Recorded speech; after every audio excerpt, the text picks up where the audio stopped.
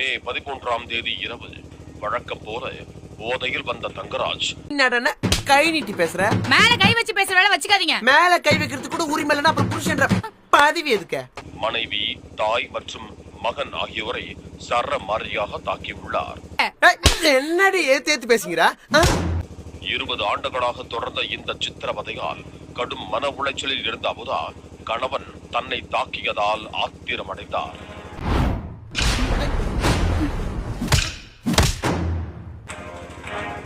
கணவன் வைத்திருந்த மதுவை அவரும் குடித்துவிட்டு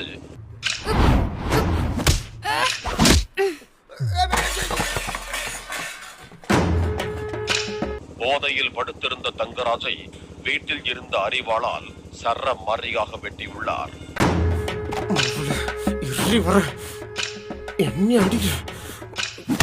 இதில் ரத்த வெள்ளத்தில் தங்கராஜ் சம்பவ இடத்திலேயே உயிரிழந்தார்.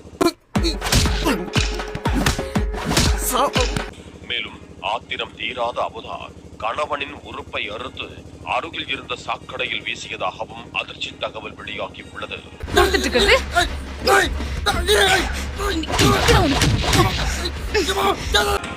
தங்கராஜின் அலறல் சப்தம் கேட்டு ஓடி வந்த அவரது பெற்றோர் இரத்த காயங்களுடன் மகன் இறந்து கிடப்பதையும் அருகே அமுதா அரிவாளுடன் அமர்ந்திருப்பதையும் கண்டு அதிர்ச்சி அடைந்து கூச்சலிட்டனர்.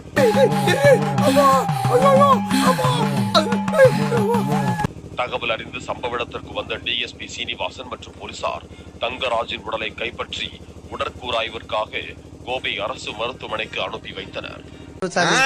உனக்கு 1000 தாயத்து கட்டினாலும் பத்தாது. நீ லோல் பட்டு லொங்கா தான் போவ. உன்னை புடிச்சது விடாது. தொத்தின்னு பின்னாலே வரும். போ.